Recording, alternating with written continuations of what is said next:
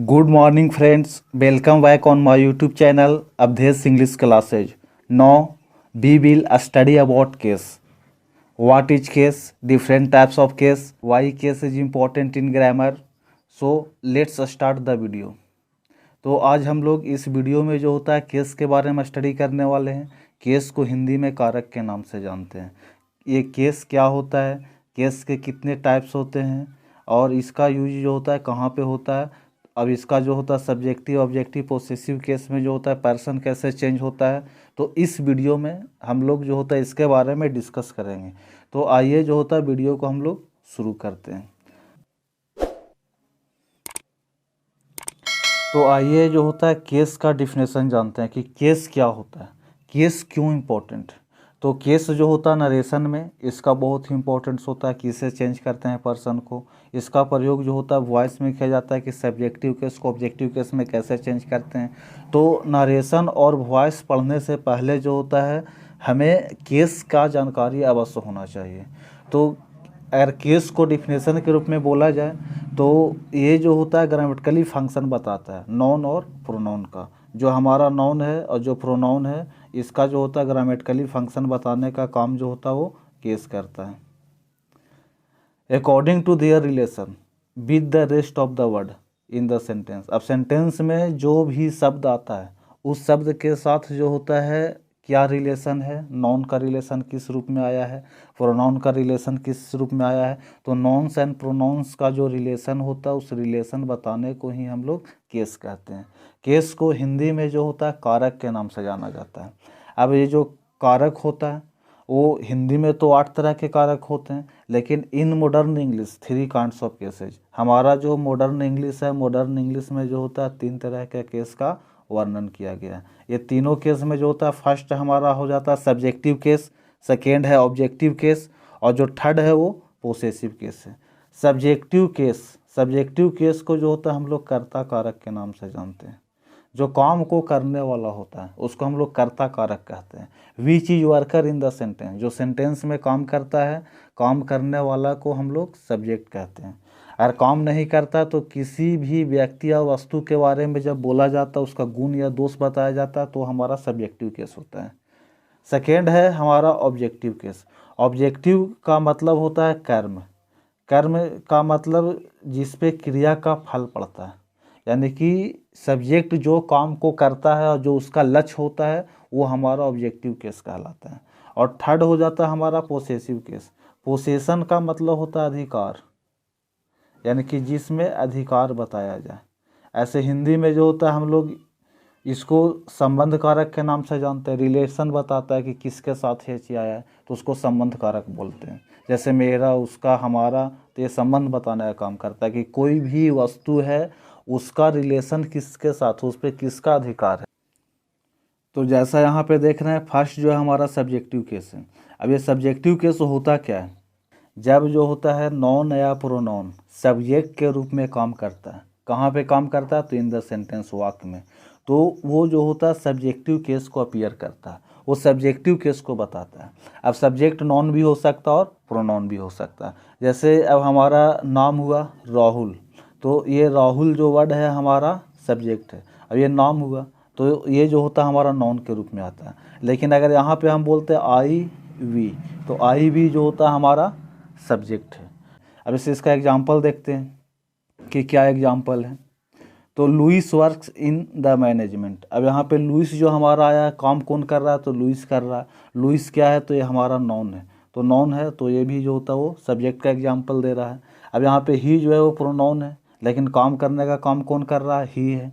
यानी कि जो कार्य का संपादन है वो सब्जेक्ट कर रहा है और सब्जेक्ट हमारा ही है। आई जो है वो भी हमारा सब्जेक्ट है और जो रीडिंग है वो हमारा जो होता है ये सब्जेक्ट के रूप में आया है। तो जितना भी जो सब्जेक्टिव केस है वो सब्जेक्टिव केस जो होता है वो पर्सनल प्रोनाउन में इसका प्रयोग ज़्यादा होता है। जो पर्सनल प्रोनाउन हमारा, अगर आप प्रोनाउन का वीडियो ना देखें तो आप जो होता है हमारे प्ले लिस्ट में जाइए और वहाँ पे प्रोनाउन सर्च करके वीडियो के देखिए। आपको जो होता है पर्सनल प्रोनाउन के बारे में जानकारी मिलेगी और जो पर्सनल प्रोनाउन है वही हमारा जो होता है उसी से केस का निर्माण हुआ है, उसी से पर्सन बनता है। तो मैं आपको बताना चाहूँगा कि आप एक बार उस वीडियो को जरूर देखें। सेकेंड हमारा ऑब्जेक्टिव केस। अभी ऑब्जेक्टिव केस है कि ऑब्जेक्टिव केस किसे कहते हैं कि जब जो होता है सेंटेंस में नॉन और प्रोनाउन ऑब्जेक्ट के रूप में काम करता है, यानी बाद में आता है। अगर फर्स्ट में यहाँ पे रॉबर्ट देख रहे हैं, रॉबर्ट हमारा सब्जेक्ट है, लेकिन बर्गर जो होता है हमारा ऑब्जेक्ट है। और ऑब्जेक्ट का डिफिनेशन बोला जाए तो ये जो होता है हम लोग इसको हिंदी में कर्म कारक के नाम से जानते हैं। तो कर्म कारक होता क्या है, तो वाक्य में क्रिया का फल जिस शब्द पे पड़ता है, यानी कि क्रिया का जो लक्ष्य होता है वही ऑब्जेक्ट कहलाता है। यहाँ पे रॉबर्ट सब्जेक्ट है, अब वो खा रहा है, लेकिन क्या खा रहा है, तो बर्गर खा रहा है, तो बर्गर उसका खाना लक्ष्य हुआ। तो ये जो होता है इसका डिस्टिनेशन बता रहा है, इसका क्वालिफाई करता है कि क्या खाता है, तो ये जो होता है बर्गर खाता है, तो बर्गर हमारा ऑब्जेक्ट हो गया। अब यहाँ पे ही सब्जेक्ट है, लेकिन ये पिज्ज़ा जो होता है ऑब्जेक्ट हो गया। रॉबर्ट, और यहाँ पे मी। अब यहाँ पे जो टोल्ड मी, कहा, किससे कहा, तो मुझसे कहा, तो यहाँ पे मी जो होता है वो ऑब्जेक्ट हो जाता है। एलेक्स जो है यहाँ पे सब्जेक्ट है, और यहाँ पे रॉबर्ट बाद में आया तो ये ऑब्जेक्ट हो गया। तो जैसा देख रहे हैं कि सब्जेक्ट जो होता है किसी भी सेंटेंस का शुरुआत में आता है, और ऑब्जेक्ट जो होता है वो सेंटेंस के लास्ट में आता है, वर्ब के बाद उसका प्रयोग होता है, तो ऑब्जेक्टिव केस के अंतर्गत आ जाता है। अब आइए नेक्स्ट देखते हैं। थर्ड है हमारा पोसेसिव केस। अब ये पोसेसिव का मतलब क्या होता है, पोसेशन का मतलब होता है क्या, तो पोसेशन जो वर्ड है, पोसेशन का मतलब होता है अधिकार बताना। Possessive case indicate a relationship of possession और बिलोंगिंग, यानी कि पोसेशन का मतलब वो अधिकार बताता है, या फिर बिलोंगिंग मतलब ये संबंध बताता है। तो जो संबंध बताने का काम करे या अधिकार बताने का काम करे, उस केस को हम लोग पोसेसिव केस कहते हैं। इसको हिंदी में जो होता है हम लोग संबंध कारक के नाम से जानते हैं कि किस से इसका संबंध होता है। जैसे का, के, रा, री, रे, ये जो होता है हमारा संबंध कारक है। जैसे उसका, उसकी, मेरा, तो ये जो होता है संबंध बताने का काम करता है। अब यहाँ पे देखें कि कैसे ये संबंध बताता है। रोबिन्स हाउस, घर किसका है, तो रोबिन का घर है। हिज ब्रदर, उसका भाई, यानी कि ये संबंध बता रहा है कि भाई किसका है, तो उसका भाई है। मेरा परिवार, माई फैमिली, तो फैमिली और माई के बीच में संबंध बता रहा है। सॉन्स वाइफ, अब यहाँ पे अधिकार बता रहा है कि वाइफ किसकी है, तो ये जो होता है सॉन की वाइफ है। तो ये जो होता है पोसेसिव केस के अंतर्गत आता है, ये पोसेशन बताने का काम करता है। तो पोसेशन बताने के कारण जो होता है इसको हम लोग पोसेसिव केस में रखते हैं। अब ये जो होता है चेंज कैसे होता है, कोई सब्जेक्ट हो जाता है, कोई ऑब्जेक्ट हो जाता है, कोई पोसेसिव केस में आ जाता है। तो अगर आई है तो ये सब्जेक्ट के रूप में आता है, तो आई हमेशा सब्जेक्टिव केस कहलाता है। अगर यही आई का मी बन जाता है, तो आई मतलब मैं, और मी मतलब मुझे, और माइन मतलब मेरा, तो ये जो होता अधिकार बताया। बी मतलब हम लोग, हम, आवास मतलब हमें, तो इसका वी का प्रयोग सब्जेक्ट के रूप में होता है, इसका प्रयोग ऑब्जेक्ट के रूप में होता है। अब ये जो होता है इसका जो प्रयोग है वो अधिकार बताने के लिए होता है। आवर और आवर्स, इसमें से एक जो होता है हमारा प्रोनाउन है और एक हमारा एडजेक्टिव है।